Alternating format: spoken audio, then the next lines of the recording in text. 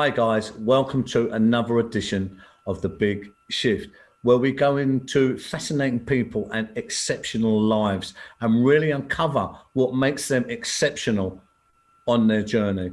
Today I have someone who's very, very current, a very inspirational guy doing inspirational things. But like all journeys, there's no light without darkness.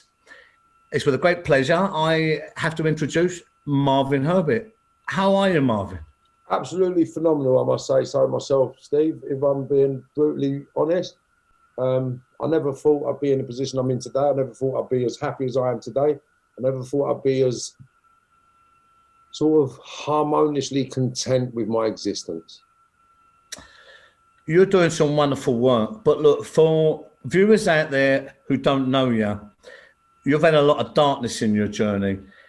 We want to narrow it. Tell us some of the real dark places you've been and where you've come from. That has no doubt forced you into the person you are today, Marvin.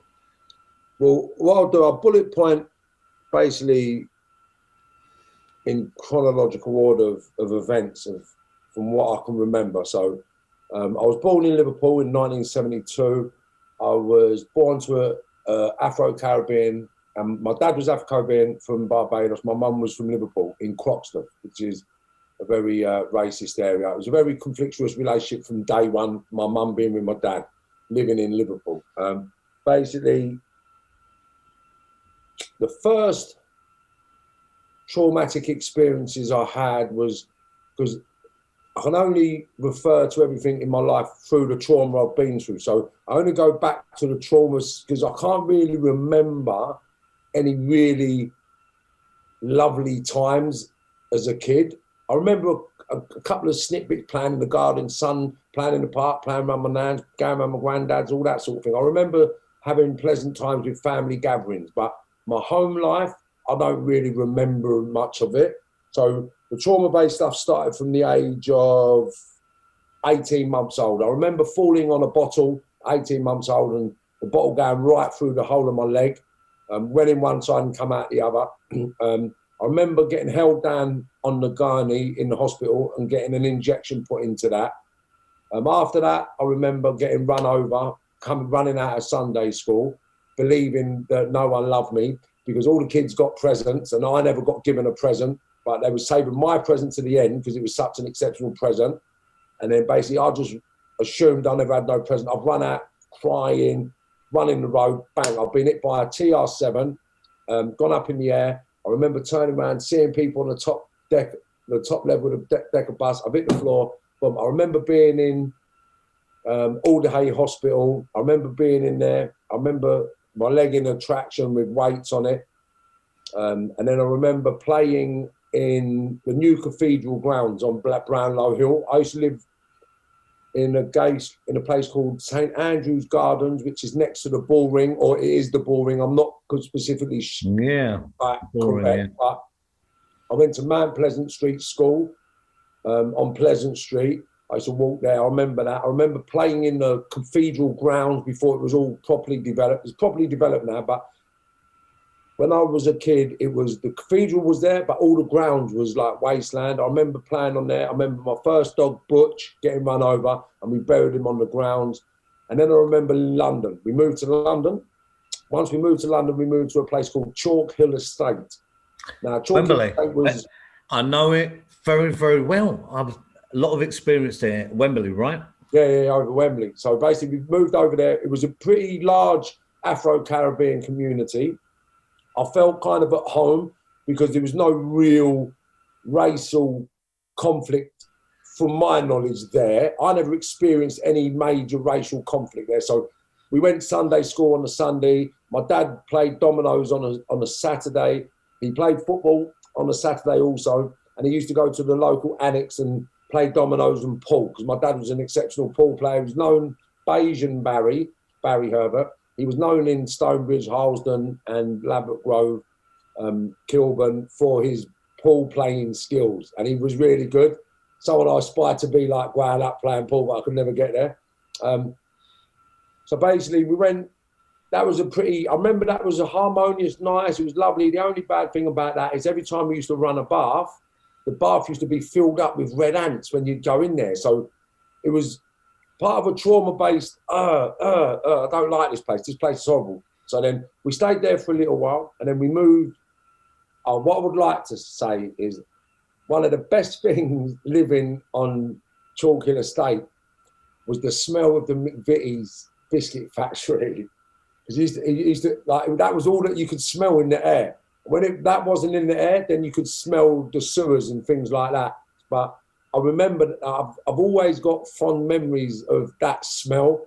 And I've actually taken my youngest daughters around there to say, open the window, what can you smell? And they're like, wow, people cooking biscuits. I said, no, it's a McVitie biscuit factory, blah, blah, blah. Anyway, so that was a fond memory I have of living on Chalk Hill Estate. Let me just come in there with Chalk Hill, Marvin, because I have to, because that's another link in our storyline, right? Because one of my most closest friends is still actually my closest friend today, Delroy. He come from Chalk Hill Estate. Okay. So I have a lot of, I know he's out of Delroy, watch his days. I had a lot of fond memories from well back in them days. And it was Stonebridge Park, right? Yeah, Stonebridge Park. Stonebridge you had Park. Harleston, the White Flats. I've still got friends who live in the Church Road, the White Flats now, and Willesden, and then we moved. I even lived on Willesden Lane, just by that crossroads bit there, down the road from the. So I really remember them days. And there's a very rough ass place, right? There's no question about it. But you know what I remember? The people was good there. And the people was real. It really was, right? I never felt out of place. I never felt intimidated there. I felt at home. It was a very sort of loving community. There weren't no real aggression there. Although my mum and dad had hostility within their relationship, outside of the house, it was pretty nice. I enjoyed it, Anywhere you went, you get a couple, because it was all half a p and penny p sweets. Do you remember that? And there was very rough places. Very rough. Very rough. But what always struck me, I was, I had kind of family there in a sense. So I always had a belonging there. But even apart from that area, was kind of close. And the people there, I have a lot of fond memories as well, is what I'm saying. Back in that day, it may have changed now, we're going back a lot of years, right? It hasn't really, the mindset hasn't really changed. Yeah. The youth have changed slightly because they've divided. They've divided and conquered. There's a little bit of conflict over there that shouldn't really be there. But that's just because of the way society's grown over the last 25 years with the dividing of postcodes, splitting up areas, making conflict with certain areas. So there's a lot gone on over the last 25 years that has changed the dynamics of the family-orientated mindset within the community, But after that, we moved, because of the ants, we moved to a place called Chalk Farm, which is over in Camden Town. It's the back end of Camden Town, moving into Hampstead, Belsize Park, and Kentish Town. So obviously moving over to Kentish Town, it was a predominantly white area. Well, it was a white area. And there was a lot of crime around there then. So it was a predominantly criminally based environment that we moved into. You never felt out of place stealing things. You never felt out of place being naughty. You never felt out of place. Like, everyone's kids was smashing windows. Everyone's kids was nicking cakes from outside the shops on the way to school. Everyone used to nick the drinks outside the shops. Like, it was just something that was just a part of normality in Kentish Town, Queen's Crescent. Up to about, for me to sort of fit in when I got into that environment, it was hard because I had an afro, a little bit bigger than this one, right? So I had an afro, I had a strange accent to the locals. So because I had a Scouse accent, I never actually fitted in. So I was kind of an outcast in the environment. I was trying to make friends. The black people and the white people was pretty conflictuous. They were very inharmonious. I wasn't accepted as one of their own because I was a stranger with a strange voice and a strange colour.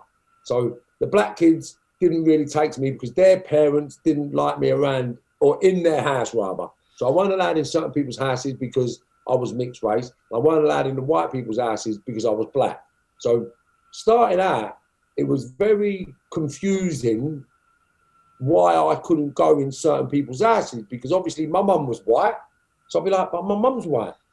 I'll shut the door and like, you think, why are these people like this? Why are they like this? And I could never really understand why they were like that as a child. Obviously, growing up, I've worked it all out, but to actually be accepted by the local kids that was actually revered as someone of importance, I had to find a way to be accepted or to fit in. So I learned very young that being courageous, having what we call arsehole in the world that I come from, is pays dividends. So anything that anybody was prepared to do or suggest, I was always the first to, I'll do it, I'll do it, I'll do it, I'll do it, I'll do that. What do you mean you won't do that? I'll do it. So I was always first to the mat to pitch, you know.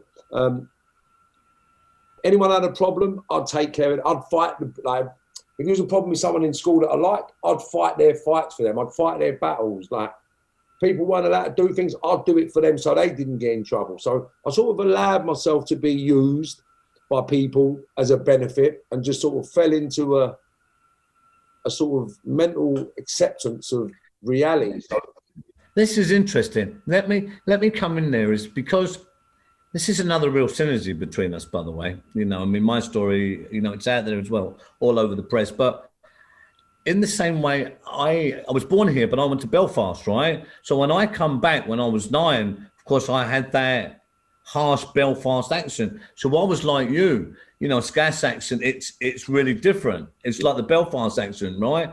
You know, when I come to London, it was the same thing. And you know what? It's a very interesting point that for me, it shaped me in the same way.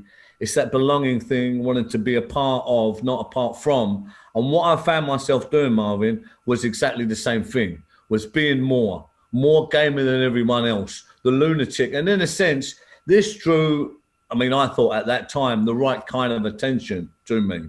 So that became a pattern for me, right? All the way through my criminal activity, even the serious stuff. This was the start of it, though, right? So that's interesting. That's interesting because I get that. I really do. Excellent.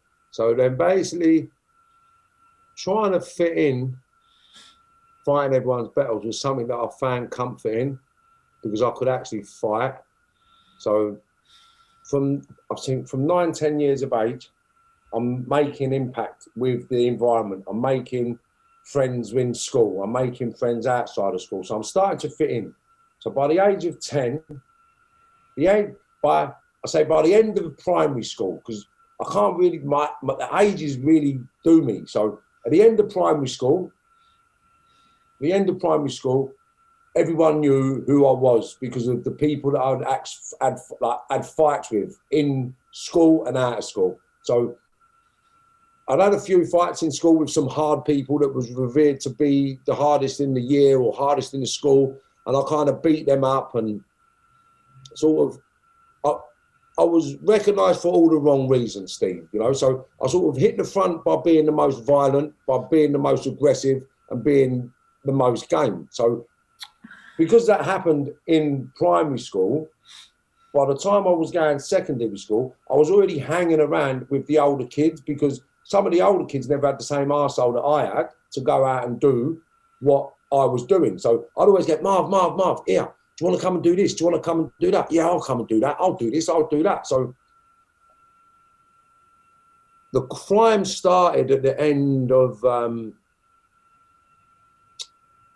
primary school because what really pushed me over the edge, I believe, was prior to the last year in primary school, I'd always been shoplifting with my mum. So I remember would go shopping for school clothes. My mum would get Provident checks and would go shopping for clothes, right? But would never buy the clothes. We'd always go out with big coats on, right? And I always think, what are we doing, mum? Why am I putting the coat on? If we're going to buy new clothes, why don't you just put your coat on? So then we'd go out and then we'd be like, try this on, try that on, try this on. Oh, that fits. Well, put your coat on top. And I'm like, what?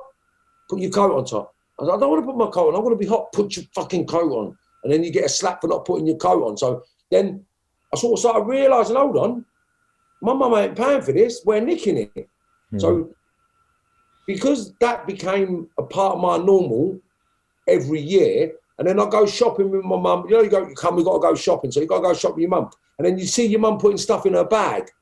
Right, hold that. And then you get told, look, go and take that outside and wait for me outside. And you go, but you ain't paid for it, mum. Just take it outside and wait for me outside. And you get a slap for not doing it. So from the age of 8, 9, 10 years of age, I'm starting to think, hold on, all this is normal. Everyone must do it.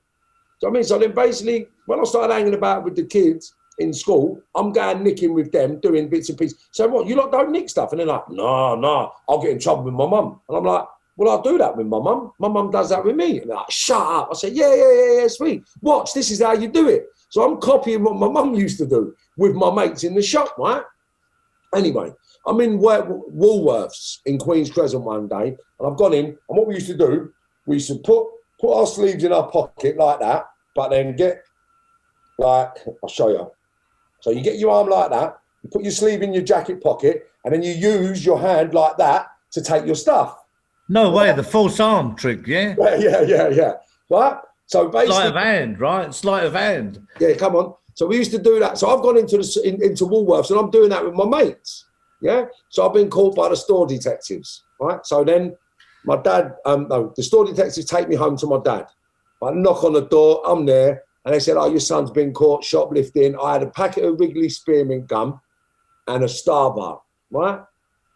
Anyway, I never thought nothing of it. I really never thought anything of it. So I've gone home and I thought, what are you doing? No, my dad, I'm going to get in trouble. Yeah, I'll get in trouble a little bit. I didn't think I'll get in trouble because I'll do it with my mum, right? I'll do it with my mum.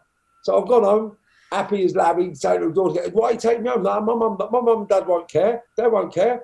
My mum does it. My mum does it. So just let me go. Because I used to get beats off my dad. I'm scared of getting beats off my dad. So I'm telling the store detective that my mum and dad let me do this because I do it with my mum. I nick my clothes with my mum. What are you doing? Like, don't take me home. Let me go. They wouldn't let me go. Anyway, they've got me to the house. I've walked in, number 2 Sycamore House in Maitland Park. As I've knocked on the door, my dad's come out, said, look, Mr. Herbert, or Mr. No, because my name was Mahoney then, Mahoney, right, because I'm half Irish. So, Mr. Mahoney, your son's been caught shoplifting, right? All of a sudden, what? So my dad slapped me round the face, right, grabbed me by the hair, because I had a big afro, and dragged me in the ass. So I remember the store detective going, whoa, you don't need to do that, mate.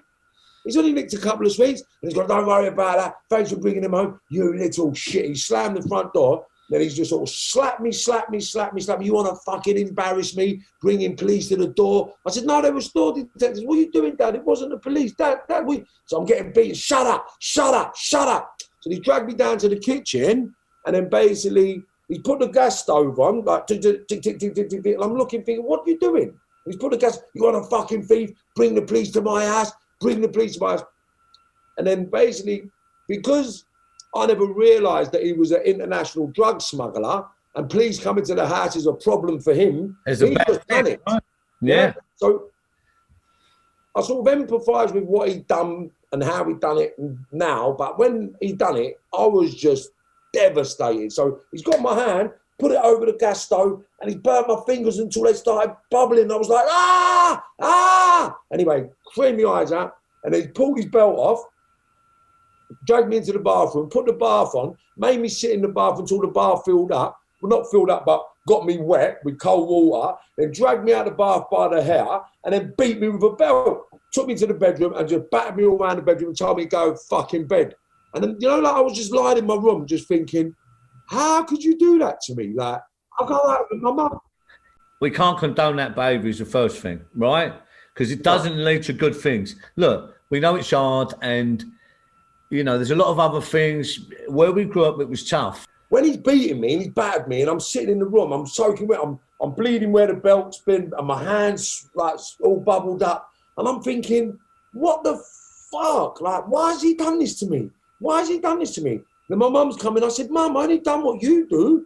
And she was like, don't worry, son. He's a fucking bastard. He's an horrible bastard. This and that.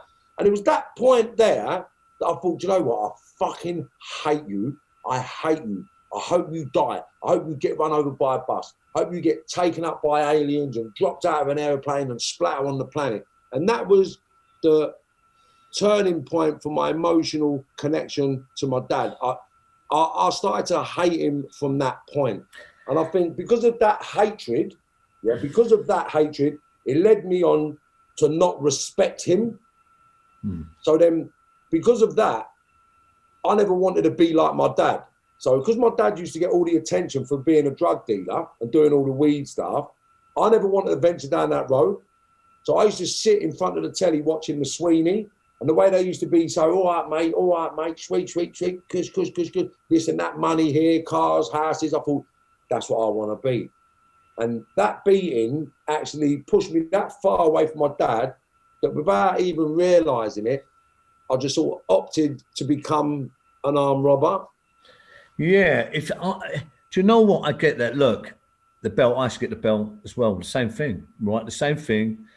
I mean, there's some kind of, it's fair to say, with the Irish heritage, it goes back to the old country, as we say, Marv, right? And a thing that was always repeated in my family, even now, is in a way they didn't know any better. We know that's not right, but where they come from, in a way, that's how they was treated, and it was kind of went on like that. This was my experience. Corporal punishment, right? Now, wrong, right? I don't think it is, to be quite I mean, fair. look. Let me just look. To an extent. I mean, he put you around on there because you had to feel it. Because there's an old saying: "Those who can't hear must feel." Now we get that. There's no one that gets that any more than us. But you know, you need strong boundaries, Marv. But when you really get down to it, there are other ways. And for me, certainly, I was like you, bruv.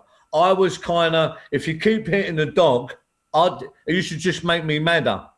Some people, a lot of people, it makes them, you know, it calms them down. It makes them choose another route. I was different. I was like you. This is another exceptional thing. The more you done to me like that, the more I'd come back, and the madder it made me, and the more I would say, well, fuck you. You know what I'm saying? Why I speak the way I'm speaking is because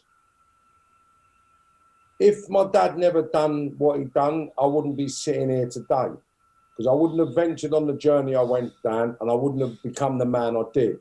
Yeah, I get that. Everybody's got individual journeys, but up until my shooting, I actually enjoyed my journey. Like, it wasn't a thing where I was resentful of the position I was in. I mean, I was never a junkie. I smoked drugs, a lot of drugs, but I never depended on them. I never went to rehab. I always self-improved every day of my life. I was looking to get better and better and better. I didn't want to be like the normal armed robber. I didn't want to be like the normal kid round the flats. I didn't want to be like the normal thief. I didn't want to be like the normal drug dealer. I wanted to be like the big people I used to see in Hampstead and Bishop's Avenue. That's what I wanted to be. I wanted to excel beyond my environment. And I was looking for platforms and avenues to achieve my goal. So going through my life, I haven't actually looked back at resentment with my dad, because I would never have been able to achieve what I achieved in the criminal fraternity. Not that I'm proud of it, but if I never achieved what I achieved in the criminal fraternity, I couldn't be the product, benefit, or commodity I am today to make such an impact, to change the narrative for the youngsters to listen to. Now, I've been there, seen it, and done it, and you couldn't have convinced me as a young man of anything but crime. What I needed when I was growing up was someone exactly the same as me to come in and say, listen, it ain't good. Because I never turned away from crime because I failed, or because I was a junkie, or because like I'd been intimidated or frightened. Like, I was still in the game after I got shot. I was still in it at an exceptional level. I was still handling millions of pounds a week, right? So it wasn't like I've got to a certain point, my lowest point, and thought I've got to change my direction. I changed my direction for a specific reason, because I was causing my youngsters and friends and families, children that I know, heartache, pain, suffering, death, and committing murders. And I was becoming responsible for being the conduit to all of that. And once it hit me in the face, I couldn't do it no more. I really couldn't do it no more. And that's the difference between me, I believe, and 98% of all the other ex-criminals. Because I made it to the cartel leaders. I made it to the bosses. I made it above the British fraternity. Forget the British criminal fraternity. I was global with the criminals. But I've got links all over the planet with a criminal organisation. I haven't walked away out of fear. I haven't walked away out of sort of not achieving. Like, I had to leave everything I earned and accumulated from that world in that world. When I turned away, I walked away from millions. Like, it wasn't like I've just got rock bottom and I've changed because I had to, or I'm in prison. It was a realisation. It was a penny dropping moment that made me change.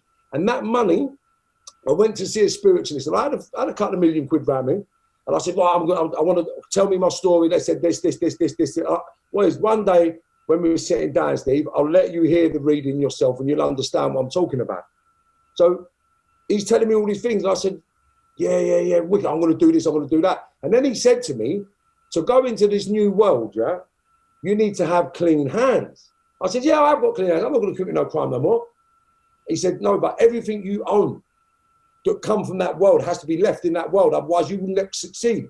I said, what do you mean? It's contaminated, right? This is an energy, man. It's right. So he said to me, your money, your jewelry, all this stuff that you've accumulated over the years, you cannot take this on your new journey. Otherwise, it will contaminate your new journey. You need to let it go. And I was like, rah. And initially, I was like, fuck that. I ain't doing that. Fuck that. But I give it all away. For what? Anyway, so I carried on for about a year after that. Now, in 2015, right, I've got arrested in 2012 when I was on the transition of turning my life around. But I was still grafting. I was still making money. I was still doing bits and pieces. And then I got off the case from the Dow Cregan, the 4 murders. God rest the police officers' souls. David Schultz and Dave, father and son, Mr. Schultz, right? So I call him Mr. Schultz. They got assassinated, and then the 2 police officers got murdered. So my heart goes out to them. I was caught up in that case as Mr. Big because I was living in Europe. I was involved in all sorts of crazy stuff. And then basically, when I got out of that case, I was juggling, trying to make ends meet and doing what I was doing. I was still on a transition of turning my life around. And then basically what happened was a few kids owed me some money. And then it got to the point where I had to hurt these kids because they're taking the piss. And then bang, I found out it was one of my son's friends. And that was the day that I just said, I cannot do this no more. I cannot do this no more. And then I called the kid up. I said, you need to come and see me. He said, oh, what's happening? Oh, what's happening? I said, well, this bit of money, I said, it's causing a problem. You have to get hurt, but I'm not going to pursue the money if you can come off this world today and come out of the game. If you come out of the game, yeah, I'll wash my hands of this money. I'm coming out of the game today. I'm telling you, I promise you, I'm coming out. I'm not doing it no more. And I'll wipe my mouth of the debt if you come off the game as well. So he said, okay, what am I going to do? So I said, come to the gym with me for 6 months and something will happen. He said, what do you mean? I said, well, I don't know, but I'm telling you now, we need to go to the gym every day. We need to stay fit and healthy and opportunities will happen. So I've always been spiritual because my mum's like a Buddhist. So I've always been spiritually connected, but dealing with the wrong products. Right. So and then we went to the gym, started doing what we're doing. Now, he's become one of the most influential people in the music world now. He's responsible for an artist called Ambush, and they're really growing as an organisation called Buzzworld, and they're growing. So that was something that really played the part in my transition. And without that kid owing me that money, I don't think I'd be here today. Well, listen, look, they let me come in here because I've got some real value, and I'm going to go back a little bit because what you're saying is so right. Now, this is a spiritual war, you know, in all intents and purposes. You know, I've had this on my transformation. You know, it's a very internal thing, you know. But as you've said there about contamination, I mean, I've got a story, for instance. On my transformation, you know, and I was like you know, I was a cat A, you know, I was at these heights of criminality, organized crime. I'd done it all these years. I'd been in, I'd been out. Yeah, I 3 trials at the Old Bailey for armed robbery, you know, been nicked with firearms 3 times, right? But when it come to it, it's interesting, Marv. I was just like you. It wasn't all the madness. I mean, I'd lived that 25 years plus since I was a little boy. But what was the epiphany? What was the line in the sand for me was I couldn't hurt the people around me in the same way. I just couldn't do that no more. It was that penny dropping moment, which was the same thing. Now, look, I want to say to people out there that, look, many people will say, oh, but you've done all that stuff, in the past. Yeah, we all have a journey, right? How much is your past really valuable for you? Not really. It forges you as a person, but from the main value it has is like a curtain. We lift a curtain to learn from our past experiences, as experience is the best teacher. What is really important is what we're doing now, and what is even more important, right, Marvin, is where we're going, right? So this is important for people to know. Can a leopard change its spots? Absolutely it can. We're living proof of that. I just want to get that in there, right? That's a wonderful story. So this was kind of the start of your transformation, like the penny really dropping and you taking the steps forward, right? Up until that point, I'd had wars, conflict, and issues with near enough every major criminal organisation in this country. I was under investigation for 24 murders. I've been arrested and in prison for machine guns, armed robbery, violence, GBH, ABH, assault, burglary, theft, robbery. There isn't anything I haven't been arrested for on the whole spectrum of the criminal fraternity, because it was all ladders, even importing drugs, even selling drugs, like everything that you can get arrested for apart from rape. Apart from the naughty stuff like that, of course. Kidnapping, rape and child offences. I've never been under investigation for. There's never been any smoke. There's never been anything. But everything else to do with money and violence, I've been arrested and under investigation for it. I've been convicted and I've been put in prison. I think I've spent,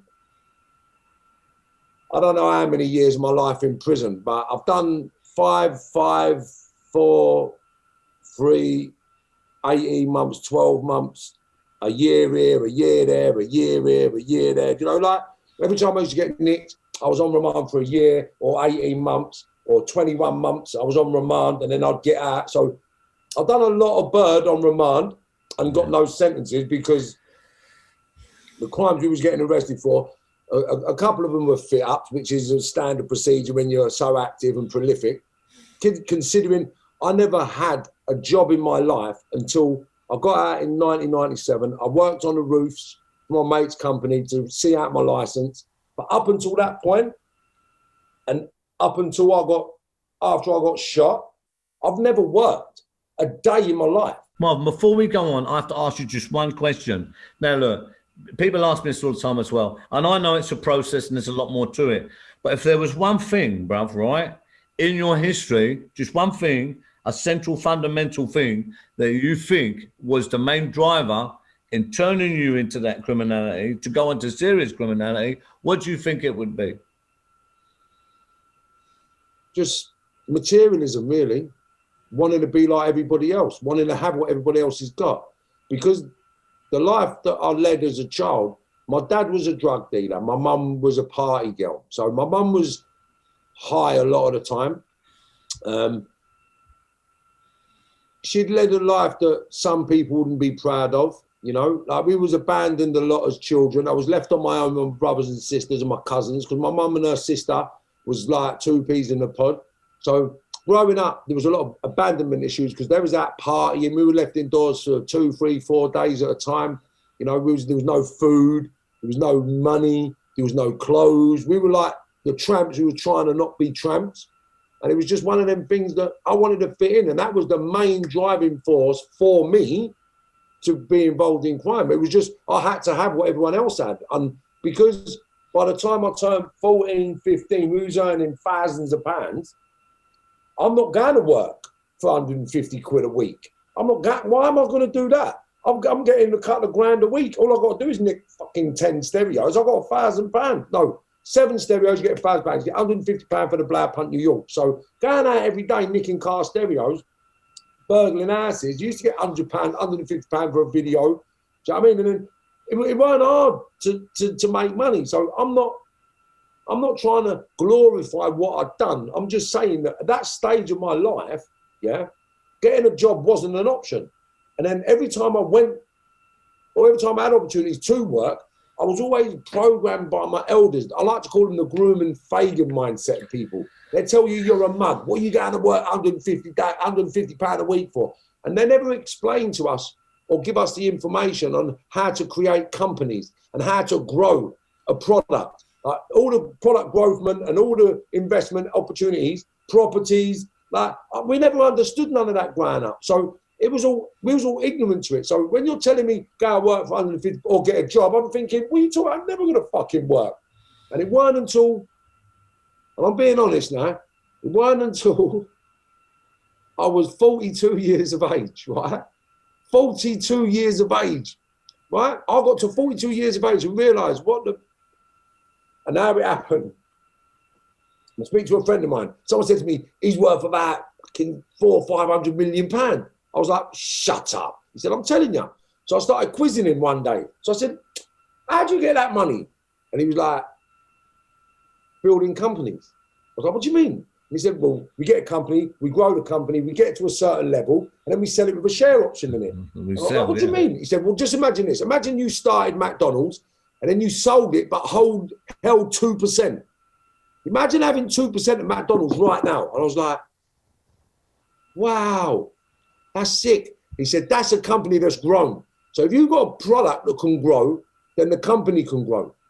So then I've started listening and watching and learning. And I've learned about the add value. So what I can add value to is what I'll get involved in. Don't get involved in things to earn money. Get involved in things that you can add value to. Add value. Grow. Once you add value. Yeah. Do you understand? So I've started learning. And this was only, what, not even 7 years ago. I started learning. I'm thinking, what the fuck? So I'm looking at my elders now saying, how the fuck could you tell me when I'm a kid, yeah, that working's for mugs? My guy's living in a £15 million house. You're still in a council flat, you mug. Do you know what I mean? And so, I have to say, look, I have to say, right, and you know the differences, and it's very apparent and he has a future. When we was living that life, it may have been great sometimes, or we thought it was, or there was some kind of good time, but it wasn't. We could lose everything like that, and your liberty. And then even all your money that you thought you was building up, of course, they'd come and take all that off you as well. There really is no winners in that game, Marvin. I mean, we're really so, let's get that in there for the people coming through. Who's going through the same journey. What I go and tell all the kids now is this, yeah? For what? You're going to risk your liberty every day of your life for a price you can't put your finger on. You're prepared to stab, shoot and kill and go to prison for 5, 10, 15, 20 or even life, right? And then look in the mirror and call yourself sensible. How? How does that make you sensible? There's no fucking sense, excuse my French, in even educating a kid to commit crime in any way, shape or form. Because all they're going to do is end up going to prison, becoming junkies, killing people or being killed. So the end result is death, suffering or prison. For what? For what is my slogan? Marv, both of us know, and I've watched your interviews as well, and I get asked the same question. The simple answer is what we know is you're groomed, man. It's like anything. You're groomed, you're brought through, and then really at the end, though, the other bit is you're sacrificed. You're sacrificed. In this game, it's different because the higher up and the older up and the more influential, in a way, not always, but it's about bodies, right? It's about bodies, and it's treacherous from the bottom to the top. This is how it is. And if you're looking at a numbers game, I used to remember in the old days, I used to say this when I was bang at it, right? I used to say, look, we have to be lucky all the time. They only need to be lucky once. And that was the truth. So this is what you're up against, you know? But you know what? I used to love going to prison. That's the difference. I used to love going to prison. Prison was an occupational hazard because that's where I went and learned certain things. And it's a breather. And every time I went to prison, I had enough money to see me through the sentence and then start again when I come out. Because when I had the money to see me through the sentence, I'd get the drugs in the prison to make more money for when I got out. I never ever got out of prison with less than 15, 20 grand. Less than 15, 20 grand. And that was in the 80s and 90s. And then it went up to the 50s and 60s and 70s because of the money we used to make in prison. So to me, that life was just all I was consumed with. But it wasn't until the reality of business got introduced to me, and then I realized I've just wasted my whole life listening to my elders, trying to pretend to be the person that I was becoming by materialistic acquisition, you know. But I'll drive around in the Bentleys, I'll drive around in the Mercedes, I'll drive around in the Range Rovers, but they're not owned. You rent them, you get them, you crash them. Like, I never had a driver's license until 2016. So none of my cars had ever been insured.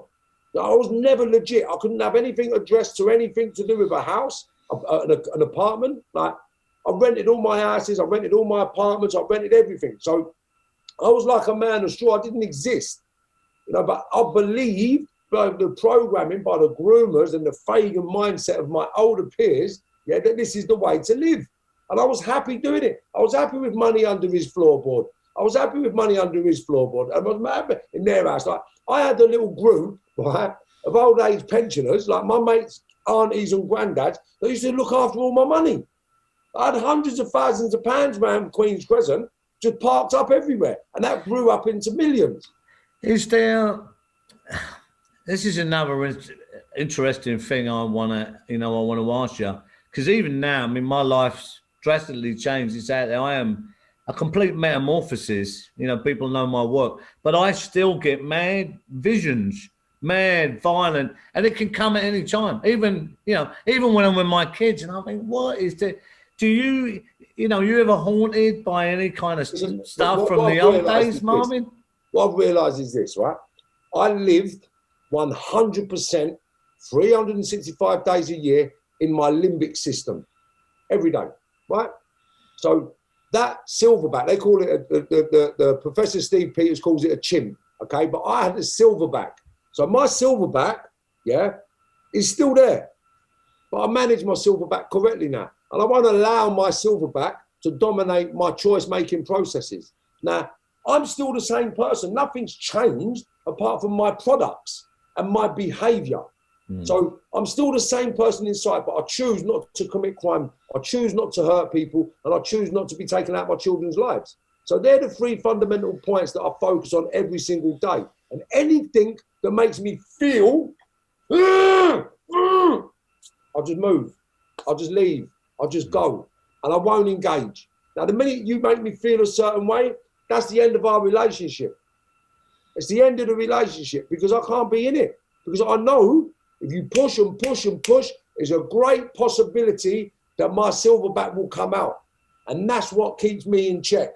I have to make sure my silverback is staying where he lives, in the back of my limbic system, for suggestion. So when he wakes up, that's me saying, this relationship's no good. That relationship's no good. Because they don't want my silverback. I don't want my silverback. I don't want my silverback. Look. Listen, the suffering that I went through, yeah. Yes. I would wish I'm my worst enemy, Stephen. I wouldn't. Guys, the wonderful Marvin Herbert.